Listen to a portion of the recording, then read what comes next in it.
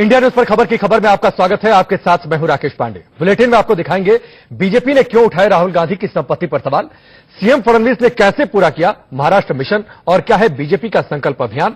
खबरें और भी होंगी, लेकिन शुरुआत करते हैं इस वक्त की बड़ी खबर के साथ। और बड़ी खबर मशहूर हरियाणवी डांसर सपना चौधरी को लेकर है। कांग्रेस में शामिल हो गई है सपना चौधरी। उत्तर प्रदेश कांग्रेस कमेटी के प्रदेश संगठन मंत्री नरेंद्र राठी ने दिल्ली में सपना को पार्टी की सदस्यता दिलाई है। सूत्रों के मुताबिक कांग्रेस सपना को मथुरा से हेमा मालिनी के खिलाफ अपना उम्मीदवार बना सकती है। इस वक्त की बड़ी खबर, बिग बॉस फेम और मशहूर हरियाणवी डांसर सपना चौधरी कांग्रेस में शामिल हो गई है। सपना चौधरी ने दिल्ली में उत्तर प्रदेश कांग्रेस। इंडिया न्यूज पर खबर की खबर में आपका स्वागत है। आपके साथ मैं हूं राकेश पांडे। बुलेटिन में आपको दिखाएंगे बीजेपी ने क्यों उठाए राहुल गांधी की संपत्ति पर सवाल, सीएम फडणवीस ने कैसे पूरा किया महाराष्ट्र मिशन और क्या है बीजेपी का संकल्प अभियान। खबरें और भी होंगी, लेकिन शुरुआत करते हैं इस वक्त की बड़ी खबर के साथ। और बड़ी खबर मशहूर हरियाणवी डांसर सपना चौधरी को लेकर है। कांग्रेस में शामिल हो गई है सपना चौधरी। उत्तर प्रदेश कांग्रेस कमेटी के प्रदेश संगठन मंत्री नरेंद्र राठी ने दिल्ली में सपना को पार्टी की सदस्यता दिलाई है। सूत्रों के मुताबिक कांग्रेस सपना को मथुरा से हेमा मालिनी के खिलाफ अपना उम्मीदवार बना सकती है। इस वक्त की बड़ी खबर, बिग बॉस फेम और मशहूर हरियाणवी डांसर सपना चौधरी कांग्रेस में शामिल हो गई है। सपना चौधरी ने दिल्ली में उत्तर प्रदेश कांग्रेस अध्यक्ष राज बब्बर के घर पर वो पहुंची थी, मुलाकात की थी। वहां पर उन्होंने सदस्यता ग्रहण की है। और जो जानकारी मिल रही है, जो खबर मिल रही है कि कांग्रेस उत्तर प्रदेश की मथुरा लोकसभा सीट से अपना उम्मीदवार बना सकती है सपना चौधरी को। और आपको बता दें कि मथुरा सीट से बीजेपी ने ड्रीम गर्ल हेमा मालिनी को दोबारा लोकसभा का टिकट दिया है। फिलहाल मौजूदा समय में भी हेमा मालिनी मथुरा से ही लोकसभा की सांसद है। मथुरा में जाट वोटरों की बहुलता है, यानी ज्यादा संख्या जाट वोटर्स की है और सपना चौधरी जाट समुदाय से आती हैं। इसको ध्यान में रखते हुए कांग्रेस मथुरा से सपना चौधरी को टिकट दे सकती है, अपना उम्मीदवार बना सकती है। और सपना चौधरी और कांग्रेस के रिश्तों की चर्चा उस वक्त सबसे ज्यादा हुई थी जब पिछले साल आपको याद होगा कि सोनिया गांधी से मिलने का वक्त मांगने कांग्रेस दफ्तर पहुंची थी सपना चौधरी। और उसके बाद उन तस्वीरों के आधार पर कयास लगाए जाने लगा था कि कांग्रेस में शामिल हो सकती है सपना चौधरी। और आखिरकार अब कांग्रेस का दामन थाम लिया है सपना चौधरी ने। और पहले भी कुछ एक मौकों पर राहुल गांधी और प्रियंका गांधी की खुलकर तारीफ करती नजर आई है सपना। और आखिरकार अब सियासी पिच पर नई पारी की शुरुआत कर दी है सपना चौधरी ने आज से कांग्रेस के साथ। तो इस वक्त की बड़ी खबर, हरियाणवी डांसर सपना चौधरी ने कांग्रेस ज्वाइन कर लिया है।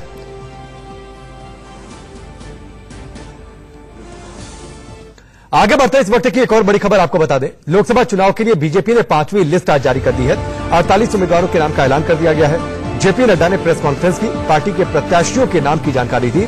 मुरैना से जो बड़े नाम है वो आप जान लीजिए। मुरैना से नरेंद्र सिंह तोमर, हमीरपुर से अनुराग ठाकुर, हजारीबाग से जयंत सिन्हा, खूंटी से अर्जुन मुंडा, गोड्डा से निष्कांत दुबे, नॉर्थ गोवा से श्रीपद नाइक को मैदान में उतारा गया है। बीजेपी अभी तक 286 उम्मीदवारों के नाम का ऐलान कर चुकी है। ये 5वीं लिस्ट भारतीय जनता पार्टी की। अब से थोड़ी देर पहले जेपी नड्डा मीडिया के सामने आए। यतेंद्र हमारे साथ जुड़ चुके हैं, सीधे उनका रुख करते हैं। यतेंद्र, झारखंड में जैसा कि उम्मीद थी कई सारे टिकटों में हेरफेर किया गया है, पहले से इस बात को लेकर कयास थे, बड़ी बात है आपके हिसाब से?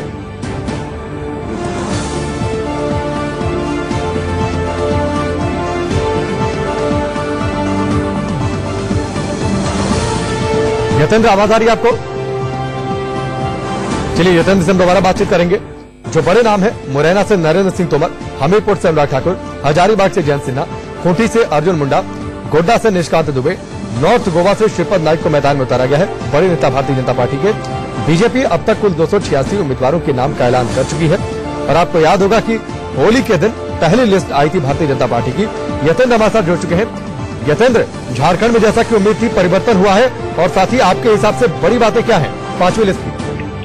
लेकिन झारखंड में भी परिवर्तन देखने को मिला है, लेकिन बड़ा परिवर्तन उत्तर प्रदेश में हुआ है, जिसमें से 29 में से 15 सीटों का अनाउंसमेंट आज मध्य प्रदेश का किया गया, जिसमें से 5 सीटें यानी कि बड़ी संख्या में सीटें मध्य प्रदेश से काटी गई हैं, जिसमें मुरैना से अनूप मिश्रा की टिकट काटी गई और केंद्रीय मंत्री नरेंद्र सिंह तोमर को वहां से दी गई है।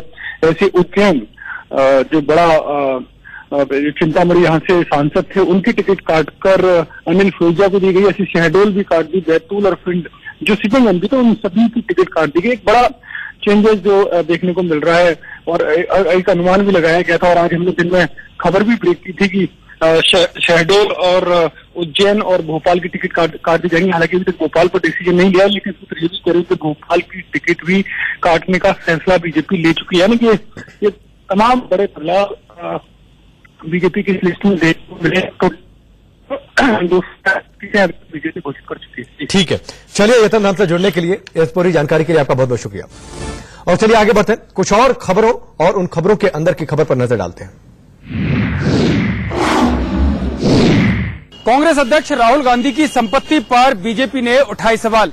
पूछा 14 साल में 55 लाख रुपए कैसे बने 9 करोड़ रुपए।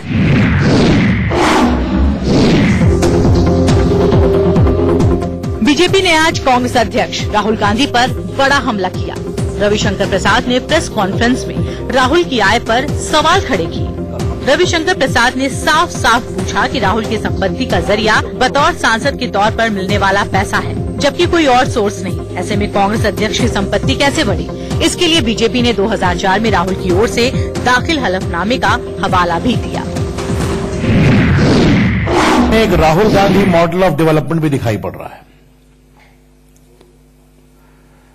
राहुल गांधी जी एमपी हैं और उनकी कमाई का साधन मेंबर ऑफ पार्लियामेंट की तनख्वाह है,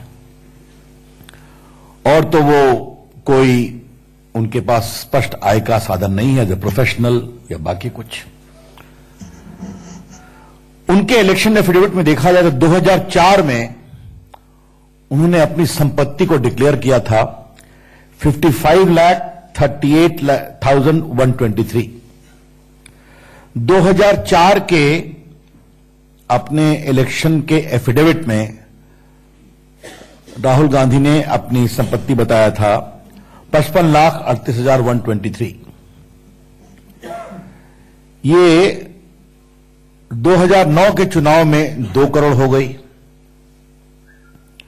और 2014 के चुनाव में 9 करोड़ हो गई। अब एमपी की तनख्वाह कितनी होती है हम भी जानते हैं, वो भी जानते हैं।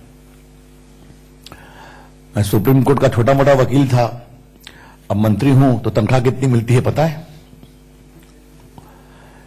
तो राहुल गांधी जी कृपया बताइए कि what is this Rahul Gandhi model of development, कि without any ostensible source of income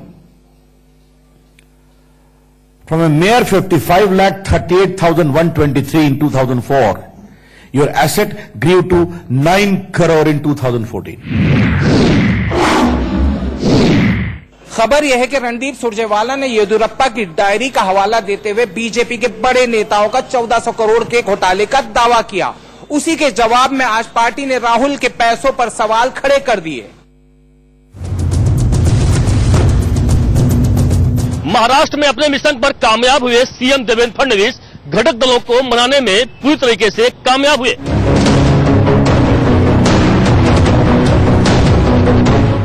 Maharashtra में एनडीए के घटक दलों की नाराजगी दूर करने का जिम्मा सीएम देवेंद्र फडणवीस को मिला था।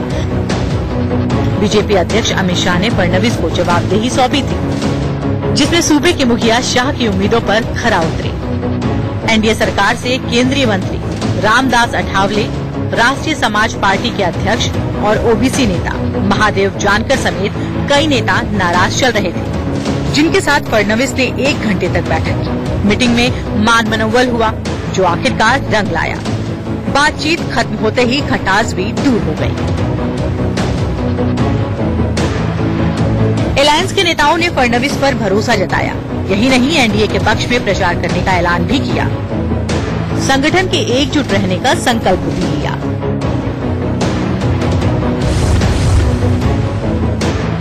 एनडीए के सहयोगी दल लगातार बीजेपी पर प्रेशर पॉलिटिक्स कर रहे थे। लोकसभा चुनाव में कोई नुकसान नहीं उठाना पड़ जाए, इसलिए बीजेपी की कोशिश ये है कि वक्त रहते सभी के गिले शिकवे दूर कर दिए जाएं।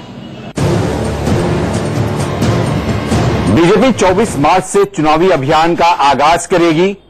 कल देश भर में बीजेपी 500 से अधिक स्थानों पर प्रदर्शन करेगी।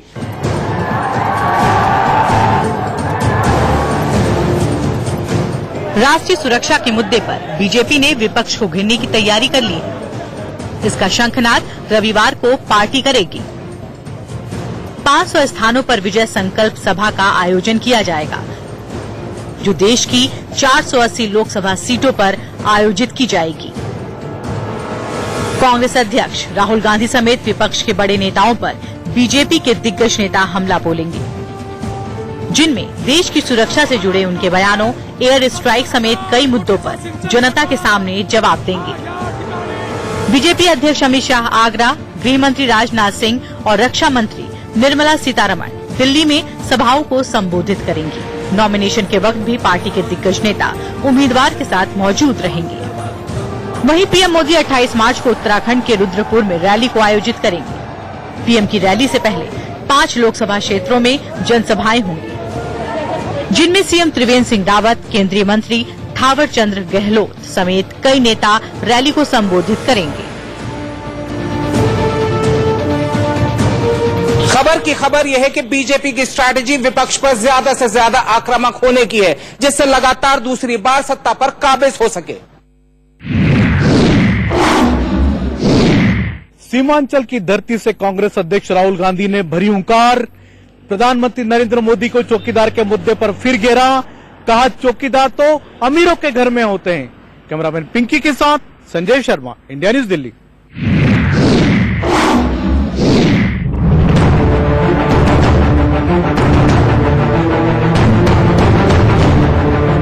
लोकसभा चुनाव के प्रचार के लिए बिहार के पूर्णिया पहुंचे राहुल गांधी ने रंगभूमि मैदान से पीएम मोदी पर तंज कसा। 2014 में गरीबों के खाते में 15 लाख डालने के वादे की याद दिलाई। पहले की तरह चौकीदार वाले बयान पर हमला बोला। 2014 में नरेंद्र मोदी जी प्रधानमंत्री बने, बहुत लंबे लंबे वायदे किए थे। 15 लाख रुपए हर बैंक अकाउंट में डाल दूंगा। अब कहते हैं हम सब चौकीदार।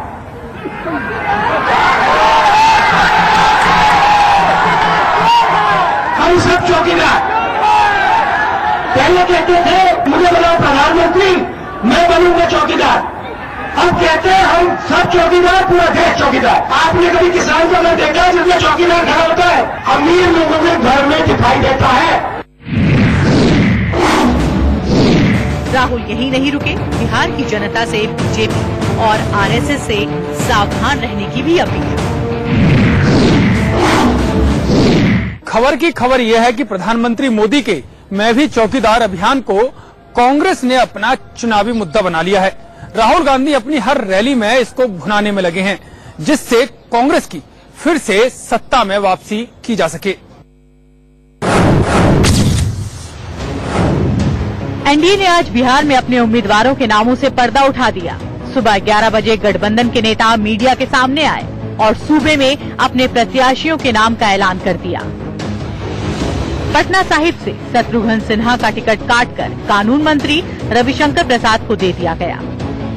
बेगूसराय से गिरिराज सिंह को उम्मीदवार बनाया गया है। वहीं राजीव प्रताप रूडी को सारण, रामकृपाल यादव को पाटलिपुत्र, राधा मोहन सिंह को पूर्वी चंपारण से, आरा से आर.के. सिंह को और अश्विनी चौबे को बक्सर से टिकट दिया गया है। पहली बार लोकसभा समर में उतरे रविशंकर प्रसाद बिहारी बाबू पर टिप्पणी करने से बचते नजर आए, तो रूडी ने अपनी जीत का दावा कर दिया। देखिए, मैं पार्टी का बहुत कृतज्ञ हूं कि उन्होंने मुझे ये अवसर दिया है। मैं मूलतः पार्टी का एक कार्यकर्ता हूं और भले ही मैं राष्ट्रीय स्तर पर काम करता रहा हूं, 8 प्रदेशों का प्रभारी भी रहा हूं, लेकिन पटना में पैदा हुआ, वहीं पढ़ा लिखा, वहीं विद्यार्थी परिषद का कार्यकर्ता बना, जेपी मूवमेंट का सिपाही बना, पटना हाईकोर्ट में वकालत शुरू की। तो राष्ट्रीय स्तर पर भले रहा हूं, लेकिन मेरा दिल हमेशा मेरे शहर पटना के साथ रहा है। और भले मैं राजसभा में रहा हूं, लेकिन मेरी सक्रियता लोकसभा एमपी के बराबर रही है। मैंने गांव में बहुत काम किया, डिजिटल विलेज में, और आगे भी करूंगा। देखिए, महागठबंधन न विचारों का है, न कोई भविष्य कार्यक्रम का है। इसका एकमात्र लक्ष्य है कि रोको मोदी जी। आज मुझे वहां से फिर से दोबारा चुनाव लड़ने का मौका मिला है और मैं सबको आभार व्यक्त करना चाहूंगा अपने कार्यकर्ताओं को। इस विश्वास है कि जो बिहार में जिस प्रकार से 40 के 40 सीटों का एक साथ, यही अपने आप में प्रमाणित करता है कि 40 की 40 सीटें पूरे समझौते के साथ एनडीए का घोषणा हुआ, जिसमें हमारे साथ रामविलास पासवान जी की पार्टी है, माननीय नीतीश कुमार जी जो बिहार के माननीय मुख्यमंत्री हैं, जनता दल यूनाइटेड है और भारतीय जनता पार्टी है। जिस एकजुटता के साथ एक मंच से ऐलान किया गया है, यही एक बड़े समझौता को इंगित करता है और ये दर्शाता है कि जिस साझेदारी के साथ बिहार में हम चल रहे हैं, आज 40 की 40 सीटों पर जीतने से कोई ताकत एनडीए का नहीं रोक सकता है। जेडीयू की बात करें तो अहम उम्मीदवारों में राजीव रंजन सिंह को मुंगेर, महाबली सिंह को काराकाट और चंद्रेश्वर प्रसाद चंद्रवंशी को जहानाबाद से टिकट दिया गया है। रामविलास पासवान की पार्टी एलजेपी ने चिराग पासवान को जमुई से प्रत्याशी बनाया है। हाजीपुर से पशुपति कुमार पारस और वैशाली से वीणा देवी को टिकट दिया गया है।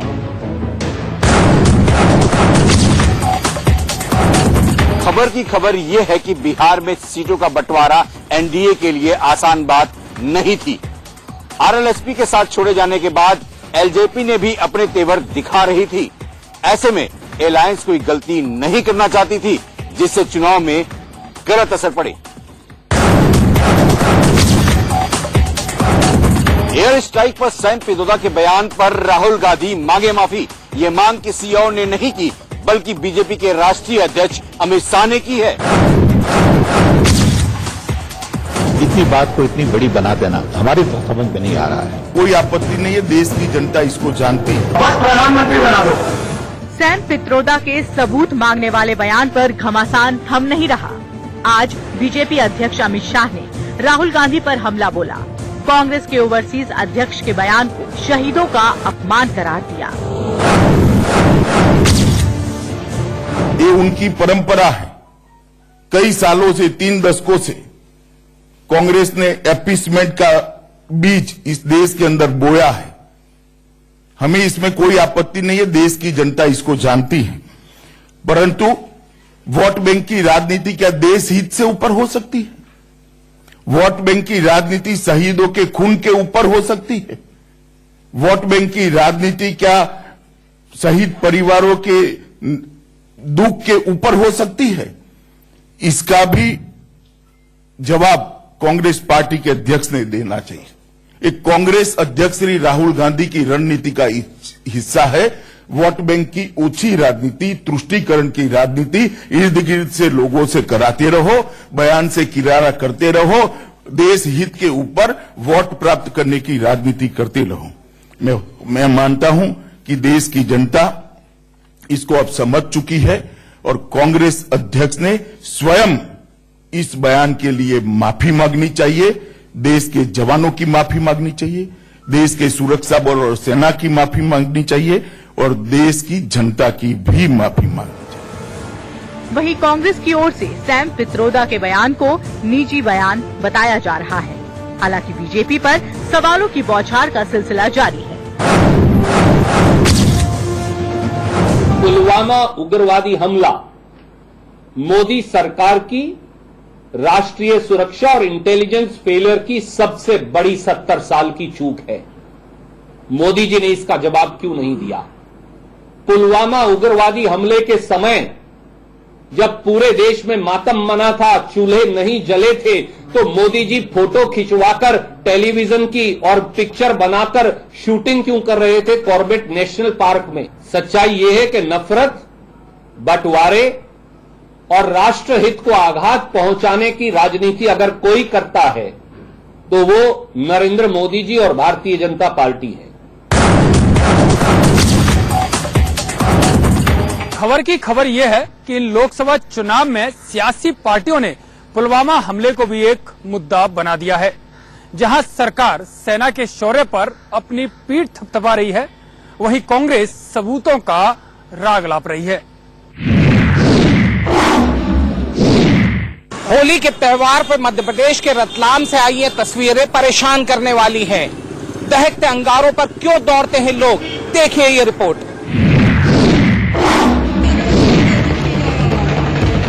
इन दहकते हुए अंगारों पर चलते लोगों को देखकर आप सोच रहे होंगे कि 21वीं सदी में रहते हुए हम कौन से जमाने की परंपरा को निभा रहे हैं। ये एमपी के रतलाम की तस्वीरें हैं, जहां होली के दिन इसका आयोजन किया गया। यहाँ कई कस्बों में ये मान्यता है कि दहकते अंगारों पर पांव रखकर जो मन्नत आप मांगते हैं वो पूरी हो जाती है। कुछ लोग अपनी मन्नतों पे पूरा होने पर तो कई लोग आस्था के नाम पर इस दहकते शोलों पर से गुजरते हैं। दावा तो ये है कि किसी भी शख्स को इस आग से कोई नुकसान नहीं होता, लेकिन यहाँ मौजूद लोगों में बड़ी तादाद महिलाओं और छोटे बच्चों की भी होती है और हर पल एक हादसे का डर सताता है। खबर की खबर यह है कि 21वीं सदी में हिंदुस्तान की ऐसी तस्वीरें बदलने की कोशिश तो बहुत से समाज सुधारकों ने की, लेकिन आज भी बहुत बड़ी जमात ऐसी है जो परंपरा के नाम पर अंधविश्वास के जाल से अभी तक मुक्त नहीं हो पाई है। उत्तर प्रदेश के मेरठ जिले से शर्मसार कर देने वाली तस्वीर सामने आई है। यहाँ पर सबसे पहले 4 मनचले एक छात्रा के साथ छेड़छाड़ करते हैं, फिर उसका वीडियो बनाते हैं और उसे वायरल कर देते हैं।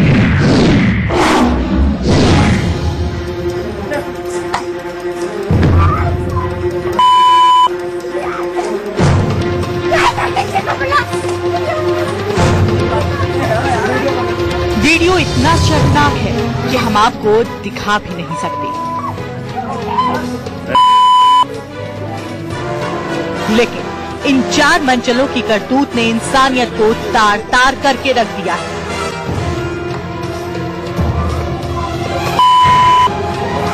स्कूली छात्रा को ये शोहदे घेरे हुए हैं।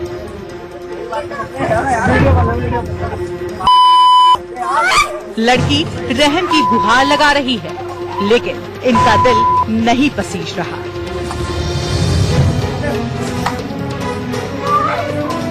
जैसे तैसे लड़की इनके चंगुल से भाग जाती है। इस बीच एक आरोपी वीडियो भी बना लेता है, जिसे वो वायरल करने की धमकी देता है।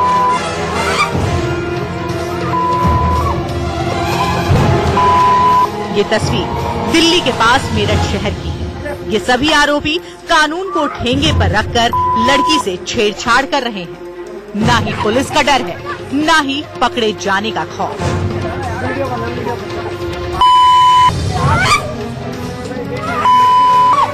पुलिस भी एक्शन में तब आई जब सोशल मीडिया पर वीडियो वायरल हो गया। खबर की खबर यह है कि महिला सुरक्षाओं को लेकर कानून तो कई बनाए गए, लेकिन जब तक समाज का नजरिया नहीं बदलेगा, जब तक लोगों को कड़ी से कड़ी सजा नहीं मिलेगी, तब तक ऐसी घटनाओं पर रोक नहीं लग पाएगी। सारा अली खान और कार्तिक आर्यन की नजदीकियां इन दिनों बॉलीवुड के बाजार में गर्म है और अब दोनों की खूबसूरत तस्वीर सामने आई है, जिसमें दोनों का प्यार साफ साफ नजर आ रहा है।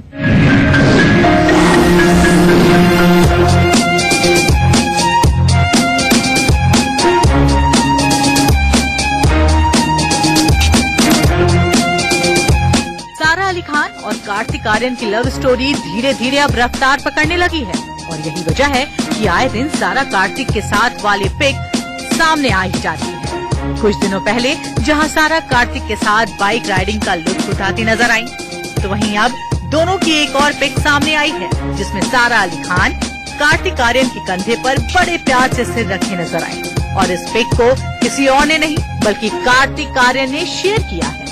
आपको बता दें कि कार्तिक और सारा को फिल्म लव आजकल 2 की शूटिंग के जरिए इश्क लड़ाने का मौका मिल गया। अब सारा और कार्तिक के अफेयर की खबरें सिर्फ फिल्म के प्रमोशन का हिस्सा भर है या फिर सचमुच कार्तिक आर्यन के साथ सैफ की लाडली इश्क का गिटार बजा रही हैं, भाई ये तो आने वाला वक्त ही बताएगा।